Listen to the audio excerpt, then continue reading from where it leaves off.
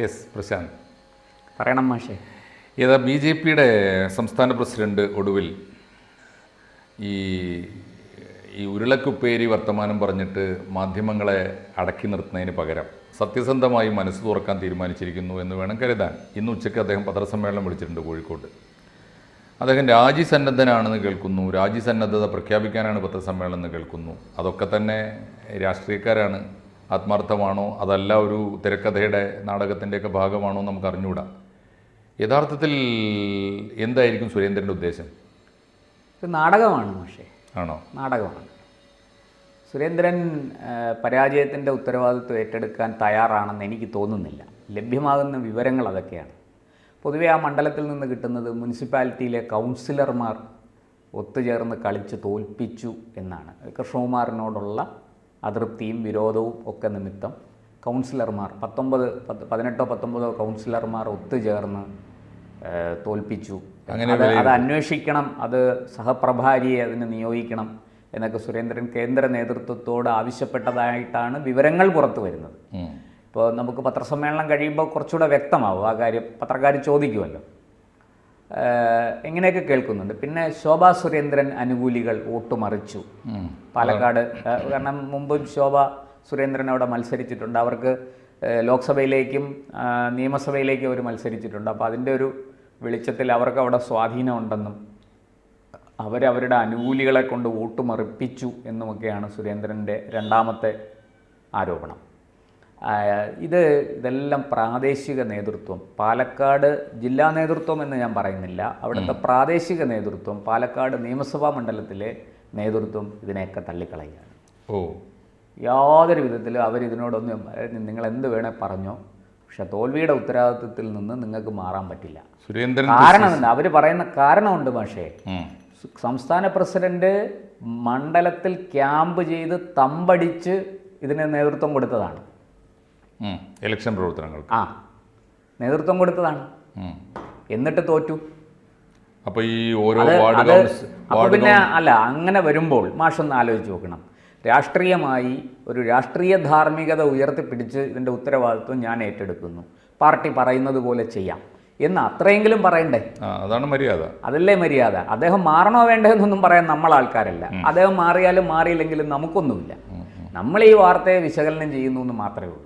പക്ഷേ അങ്ങനെ വിശകലനം ചെയ്യുമ്പോൾ ഒരു രാഷ്ട്രീയ ധാർമ്മികത, രാഷ്ട്രീയ മര്യാദ കാണിക്കാൻ സുരേന്ദ്രൻ തയ്യാറാകണമായിരുന്നു. അത് അദ്ദേഹം ചെയ്യേണ്ടിയിരുന്നത് ഇതാണ്. ഇപ്പോൾ പത്രസമ്മേളനത്തിൽ ഒരുപക്ഷെ അങ്ങനെ ആ ഒരു മര്യാദ അദ്ദേഹം കാണിക്കാൻ സാധ്യതയുണ്ട്. ഇല്ല എന്ന് നമുക്ക് പറയാൻ പറ്റില്ല. സുരേന്ദ്രൻ അത്ര മോശക്കാരനായ ഒരു രാഷ്ട്രീയക്കാരനൊന്നുമല്ല. അങ്ങനെ നമ്മൾ അടച്ചാക്ഷേപിച്ച് സുരേന്ദ്രൻ കൊള്ളരുതാത്ത ഒരാളാണ് എന്നല്ല പറയുന്നത്. പക്ഷെ ആ നിലപാട് നേരത്തെ എടുക്കണമായിരുന്നു. ഇവരെ കുറ്റപ്പെടുത്തുന്നതിന് പകരം ഈ കൗൺസിലർമാരെയും പാർട്ടിയുടെ താഴെ തട്ടിലുള്ള കാര്യകർത്താക്കളെയും പ്രവർത്തകരെയും ഒക്കെ കുറ്റപ്പെടുത്തുന്നതിന് മുമ്പ് തോറ്റു, ഞാൻ എൻ്റെ കണക്കുകൂട്ടലുകൾ പിഴച്ചു. ഇനി അത്തരം ഘടകങ്ങളൊക്കെ ഉണ്ടെങ്കിൽ പോലും ഉത്തരവാദി ഞാനാണ്. ഒരു രാഷ്ട്രീയ മര്യാദ കാണിച്ചാൽ ഈ പ്രവർത്തകർ അപ്പോൾ തന്നെ തിരിച്ചു ചിന്തിക്കുക, അയ്യോ നമ്മളെല്ലാം കൂടി അദ്ദേഹത്തെ ഇങ്ങനെ ആക്രമിക്കുന്നത് ശരിയല്ല.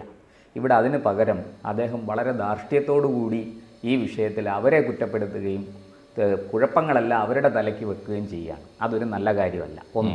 2, അദ്ദേഹത്തിൻ്റെ ഈ രാജ്യസന്നദ്ധത ഒരു നാടകമാണ്. അത് കാരണം എന്താണെന്ന് വെച്ചാൽ 3 വർഷമാണ് പ്രസിഡൻറ്റിൻ്റെ കാലാവധി. അത് കഴിഞ്ഞിട്ട് 2019 പ്രസിഡൻ്റായ അദ്ദേഹം 2020, 21, 22 അദ്ദേഹത്തിന് 22 ഡിസംബർ ആയപ്പോൾ അദ്ദേഹത്തിൻ്റെ കാലാവധി കഴിഞ്ഞു. പിന്നെ അദ്ദേഹത്തിന് നീട്ടിക്കൊടുത്തു. ഈ നീട്ടിക്കൊടുത്തത് 2ാം ടേമിലും അദ്ദേഹം പ്രസിഡൻ്റായിട്ട് തുടരും എന്ന് പറഞ്ഞാണ് നീട്ടിക്കൊടുത്തതെന്ന് വ്യക്തമല്ല. അങ്ങനെ പാർട്ടി ഒരിടത്തും പറഞ്ഞതായിട്ട് പത്രക്കുറിപ്പ് ഇറങ്ങിയതായിട്ട് എൻ്റെ ഓർമ്മയിലില്ല. ഒരു പക്ഷേ എനിക്ക് തെറ്റിപ്പോയതായിരിക്കാം.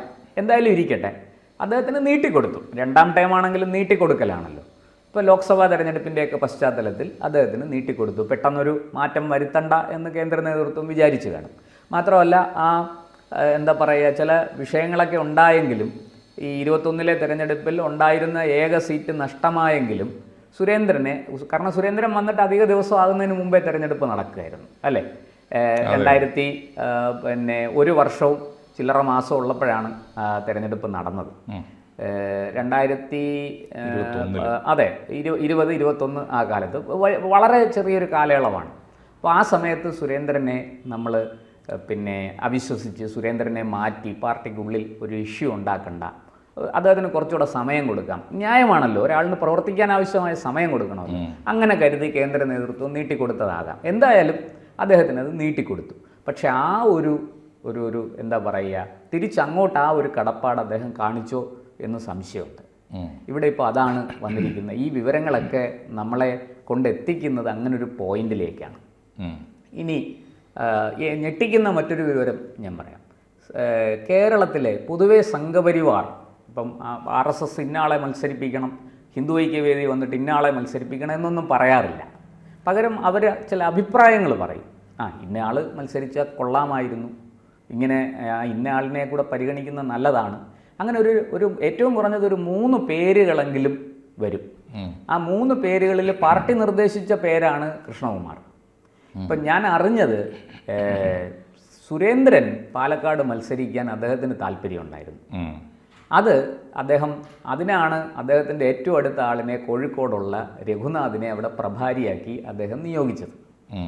അപ്പോൾ രഘുനാഥ് അവിടെ വന്നു, പ്രവർത്തനങ്ങൾ ആരംഭിച്ച് മുന്നോട്ട് പോയപ്പോൾ വളരെ പെട്ടെന്നാണ് ഈ ട്വിസ്റ്റ് വരുന്നത്. അതിൻ്റെ കാര്യകാരണങ്ങളിലേക്ക് കടന്നാൽ പാർട്ടി കൂടുതൽ പ്രശ്നത്തിലാവും. അത് വരും ദിവസങ്ങളിൽ പുറത്തു വന്നേക്കും എന്നാണ് എനിക്ക് കിട്ടിയ വിവരം. ഞാനത് ഇപ്പം നമുക്ക് BJPയെയോ സുരേന്ദ്രനെയോ സമ്മർദ്ദത്തിലാക്കേണ്ട ആവശ്യമില്ല. അതുകൊണ്ട് പാർട്ടി സംബന്ധമായ അത്തരം കാര്യങ്ങൾ നമ്മൾ ചർച്ചയ്ക്ക് എടുക്കുമെങ്കിലും അതിനെ സംബന്ധിക്കുന്ന ആഴത്തിലുള്ള വിവരങ്ങൾ നമ്മൾ പുറത്തുവിടേണ്ട ആവശ്യമില്ല. വരട്ടെ, പത്രസമ്മേളനം കഴിയട്ടെ, നമുക്ക് നോക്കാം. ഞാൻ മനസ്സിലാക്കിയത് അവിടെ സുരേന്ദ്രന് മത്സരിക്കാൻ താല്പര്യമുണ്ടായിരുന്നു. പിന്നെ എങ്ങനെ കൃഷ്ണകുമാർ കടന്നു വന്നു? അപ്പോൾ ഈ ബാക്ക് ഫയലിൽ നിന്ന് ഇപ്പോൾ ഈ നടക്കാൻ പോകുന്ന പത്രസമ്മേളനം അതിൻ്റെ വഴിക്ക് വരട്ടെ. അതെ, ബാക്ക് ഫയലിൽ നിന്ന് ഞങ്ങൾ പ്രേക്ഷകർക്ക് അറിയാൻ താല്പര്യമുള്ളൊരു കാര്യം, കേന്ദ്ര പാർലമെന്ററി ബോർഡിന് സമർപ്പിച്ച ലിസ്റ്റിൽ നിന്ന് ഒരാളെ കേന്ദ്രം പ്രഖ്യാപിക്കുക എന്നാണുള്ള മര്യാദ. അങ്ങനെയാണെങ്കിൽ ആ ലിസ്റ്റിൽ കെ സുരേന്ദ്രൻ സ്വന്തം പേര് ഉൾപ്പെടുത്തിയിരുന്നു?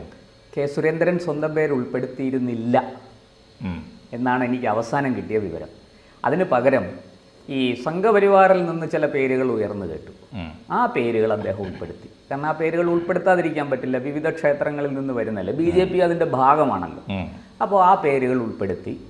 അത് പാലക്കാട്ടുള്ള വേറെ ചില ആൾക്കാരുടെ പേരുകൾ അതിനകത്തുണ്ട്. പാർട്ടിക്ക് പിന്നെ പാലക്കാടിന് പുറത്തുള്ള ആൾക്കാർ, ശോഭാ സുരേന്ദ്രനെ പോലുള്ളവരുടെ പേരുകൾ അതിലുണ്ട് എന്ന് തന്നെയാണ് എനിക്ക് ലഭിച്ച വിവരം. ഒപ്പം സുരേന്ദ്രൻ അവിടെ മത്സരിക്കണമെന്ന് വലിയ ആഗ്രഹമുണ്ടായിരുന്ന സുരേന്ദ്രൻ അവിടുന്ന് പിന്മാറിയിട്ട് പകരം കൃഷ്ണകുമാറിൻ്റെ പേര് സജസ്റ്റ് ചെയ്തു. പാർട്ടി നേതൃത്വത്തിൻ്റെ വകയായിട്ട് കൃഷ്ണകുമാറിൻ്റെ പേര് സജസ്റ്റ് ചെയ്തു. ആ പേര് കേന്ദ്ര നേതൃത്വത്തിനെ കൊണ്ട് അംഗീകരിപ്പിച്ചു. സുരേന്ദ്രനെ മത്സരിപ്പിക്കേണ്ട എന്ന് തീരുമാനിച്ചത് അപ്പോൾ ആരായിരിക്കും? സുരേന്ദ്രൻ തന്നെ ആയിരിക്കും. അപ്പോൾ അതിൻ്റെ പിന്നിലെ താല്പര്യം എന്തായാലും അതാണ് പുറത്ത് വരേണ്ടത്. അത് വരട്ടെ, നമുക്ക് ലഭ്യമാകുന്ന പത്രസമ്മേളനം കൂടെ കഴിഞ്ഞിട്ട് നമുക്ക് ആ വിഷയം ചർച്ചയ്ക്ക് എടുക്കാം. അതിനിടയിൽ C. കൃഷ്ണകുമാർ ഒരു തമാശ പറയുന്നത് കേട്ടു. ഞാൻ ഒരിക്കൽ പോലും പാലക്കാട് തെരഞ്ഞെടുപ്പിൽ മത്സരിക്കാൻ ആഗ്രഹിച്ച ഒരാളല്ല. മാത്രമല്ല കേന്ദ്ര പാർലമെന്ററി ബോർഡിൽ പലരും എനിക്ക് മുഖം പോലെ പരിചയം പോലും ഇല്ലാത്ത ആളുകളാണ്. എനിക്ക് ആകെ അറിയാവുന്നത് കെ സുരേന്ദ്രനെയാണ്, എത്രയോ കാലമായിട്ട് അറിയാം. എന്നിട്ടും എൻ്റെ പേര് വന്നു, ഞാൻ അത്ഭുതപ്പെട്ടു പോയി എന്നൊക്കെ C. കൃഷ്ണകുമാറും പറയുന്നത് കേട്ടു. വളരെ ലളിതമാണ് മാഷേ. ഈ പൊറോട്ട് നാടകം ഇവരിനിയെങ്കിലും അവസാനിപ്പിക്കണം. ഈ സോഷ്യൽ മീഡിയയിൽ ഇവർക്കെതിരെ വരുന്ന ആക്ഷേപങ്ങളും ആൾക്കാരുടെ തെറിവിളികളും ഇവർ മനസ്സിലാക്കുന്നില്ല. എന്താ ഇവർ ഉദ്ദേശിച്ചിരിക്കുന്നത്? നമ്മൾ ബ്രേക്കിംഗ് ന്യൂസ് പറയാൻ തുടങ്ങിയാൽ കൃഷ്ണകുമാറും സുരേന്ദ്രനും ഒക്കെ ഓടിത്തള്ളും. നമ്മളെ കൊണ്ട് ആ പണി എടുപ്പിക്കരുത്. അറിഞ്ഞതൊക്കെ പറഞ്ഞാൽ അങ്ങനെ വളരെ വളരെ കേരളത്തിലെ BJPയെ പിടിച്ചു കുലുക്കുന്ന വിവരങ്ങളുണ്ട്. അതൊക്കെ ഈ വരട്ടെ, നമുക്കത് ഇതൊക്കെ ഇപ്പോൾ പുറത്ത് മാഷെ ഇതൊന്നും ഒരുപാട് താമസമല്ല. ഇതൊക്കെ ഇപ്പോൾ ഇവിടുത്തെ ചാനലുകൾ ബ്രേക്ക് ചെയ്യും, പുറത്തു വരും ഈ വിവരങ്ങളൊക്കെ. സത്യത്തിൽ മീഡിയ ചിലതൊക്കെ മൂടി വെച്ച് മീഡിയ വളരെ പക്ഷപാതപരമായിട്ട് സുരേന്ദ്രന് അനുകൂലമായിട്ട് കേരളത്തിലെ മീഡിയ പ്രവർത്തിക്കുക, പ്രത്യേകിച്ചും ദൃശ്യമാധ്യമങ്ങൾ. അതിൻ്റെ ഒരു വലിയ കുഴപ്പം ഈ പാലക്കാട് തിരഞ്ഞെടുപ്പിൽ ഉണ്ടായിട്ടുണ്ട്. പല ന്യൂസും പെയ്ഡാണെന്നൊരു വാർത്തയുണ്ടല്ലോ. അല്ല, അതൊക്കെ ഞാൻ പെയ്ഡാണോ അൺപെയ്ഡാണോ എന്നൊന്നും ഞാൻ പറയുന്നില്ല. എനിക്കതിൽ അത് പറയാനുള്ള താല്പര്യവുമില്ല. പക്ഷേ ഒരു കാര്യം ഞാൻ പറയാം, ഈ BJPയുടെ പോക്ക് ഞാൻ പറയുന്നത് അവർ സുരേന്ദ്രൻ മാറിയത് കൊണ്ട് കാര്യമില്ല മാഷേ, തിരുത്തലാണ് വേണ്ടത്. അദ്ദേഹം തിരുത്തണം. നമുക്ക് ശരിയാണ്, രാഷ്ട്രീയത്തിൽ വന്നു എനിക്ക് എൻ്റെ ഒരു നയം തെറ്റിപ്പോയി, എൻ്റെ നിലപാട് തെറ്റിപ്പോയി, തിരുത്തണം. തിരുത്താൻ ഞാൻ തയ്യാറാകണം, ആന്തരികമായും ബാഹ്യമായും. അപ്പോഴേ പാർട്ടിക്ക് അതിൻ്റെ ഗുണം കിട്ടുള്ളൂ. ആ ഒരു സംസ്കരണ പ്രക്രിയ മാഷ ഒന്ന് ആലോചിച്ച് നോക്കൂ. ഇപ്പോൾ കൃഷ്ണകുമാർ ജയിച്ചിരുന്നെങ്കിൽ ഈ സുരേന്ദ്രൻ ഇന്ന് രാജ്യസഭയിലേക്ക് ജയിക്കുകയും രാജ്യസഭ MP ആകുകയും ഒരു കേന്ദ്രമന്ത്രിയാകുകയും ചെയ്യുമായിരുന്നു. BJP അങ്ങനത്തെ ഒരു പാർട്ടിയാണ്. BJP കേന്ദ്ര നേതൃത്വം അത്ര വിശാലമായിട്ട് അതിനെ കാണുന്ന അല്ലെങ്കിൽ അതിനെ പ്രോത്സാഹിപ്പിക്കുന്ന ഒരു പാർട്ടിയാണ്. ദേശീയ നേതൃത്വം നരേന്ദ്രമോദിയും അമിത്ഷായും JP നഡ്ഡയും ഒന്നും ഓരോ മൂരാച്ചികളല്ല. അല്ലല്ല, ഓരോ ചെറിയ നേട്ടത്തിനും വലിയ അംഗീകാരം കൊടുക്കും അവര്. നമ്മളൊന്ന് ആലോചിക്കണം, കേരളത്തിൽ ഒരു MLA പോലും ഇല്ലാതിരുന്ന കാലത്ത് O രാജഗോപാലിനെ കൊണ്ടുപോയി രാജ്യസഭയിൽ നിർത്തി MP ആക്കി മന്ത്രിയാക്കി തിരിച്ച് കേരളത്തിന് കൊടുത്തു. അദ്ദേഹം ചെയ്ത സഹായങ്ങൾ എത്ര വലുതാണ് കേരളത്തിന്. ഇപ്പോൾ കേന്ദ്ര കമ്മിറ്റിയിൽ നിന്ന് ആരോ ഇങ്ങനെ ഒരു ഉറപ്പ് കൊടുത്തിരുന്നെങ്കിലോ, നീ തൽക്കാലം MLA ആയി പരീക്ഷിക്കാൻ പോകണ്ട, അല്ല ഒരാളെ അവിടെ MLA ആക്കിയെടുത്താൽ നിന്നെ മന്ത്രി കേന്ദ്ര MP ആക്കി തരാം. അത് കേന്ദ്ര നേതൃത്വം അങ്ങനെയൊന്നും കൊടുക്കുന്നവരല്ല. അവര് ഈ കാര്യത്തിൽ അക്കാര്യത്തിൽ BJPയെ നമ്മൾ അംഗീകരിക്കണം. BJPയുടെ കേന്ദ്ര നേതൃത്വം അങ്ങനത്തെ ഒരു എന്താ പറയുക, താഴെത്തട്ടിലുള്ളവരുടെ കാര്യത്തിൽ അങ്ങനെ ഇടപെട്ട് മേളിൽ നിന്നൊന്നും അടിച്ചേൽപ്പിക്കില്ല. നിങ്ങൾ പറയൂ, നമുക്ക് ആലോചിക്കാം. തീർച്ചയായിട്ടും. എന്തായാലും ബാക്കി സുരേന്ദ്രൻ പറയട്ടെ, അതിനുശേഷം. അതെ, സുരേന്ദ്രൻ പത്രസമ്മേളനം കഴിയട്ടെ. കൂടുതൽ വിവരങ്ങൾ നമുക്കും ചർച്ച ചെയ്യാനുണ്ട്. വരുന്നു, നമ്മളത് നമുക്കൊരു പക്ഷേ കൂടുതൽ ഇന്നും നാളെയൊക്കെ ആയിട്ട് നമുക്ക് ചോദ്യങ്ങളുണ്ട്, നമുക്ക് വിശകലനങ്ങളുണ്ട്, നമുക്കത് മുന്നോട്ട് വെക്കാം. പക്ഷേ സുരേന്ദ്രൻ്റെ ഈ രാജി നാടകം കുറച്ച് കടുത്തതാണ്.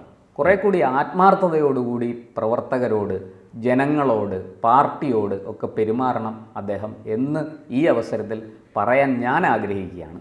ഇത് തീർച്ചയായിട്ടും അദ്ദേഹം തിരിഞ്ഞു നോക്കി ചിന്തിച്ച് തെറ്റുകൾ തിരുത്തി മുന്നോട്ട് പോയാൽ അദ്ദേഹത്തിനും പാർട്ടിക്കും വലിയ നേട്ടങ്ങളുണ്ടാവും. കാരണം സോഷ്യൽ മീഡിയ വ്യക്തമാക്കുന്ന അതാണ്, ചെറിയ പിന്തുണയല്ല. ഈ ഇത്രയും എതിർപ്പ് ഒറ്റ രാത്രി കൊണ്ട് പിന്തുണയായിട്ട് മാറും സുരേന്ദ്രൻ വിചാരിച്ചാൽ. പക്ഷെ അതിനുള്ള മനസ്സ് അദ്ദേഹം കാണിക്കണം. ആ മനസ്സാണ് ഇവിടെ വേണ്ടത്. അത്ര മാത്രമേ നമുക്ക് പറയാനുള്ളൂ. ഈ സമയത്ത് അത്രയും പറഞ്ഞ് പത്രസമ്മേളനത്തിന് നമുക്ക് കാത്തിരിക്കാം.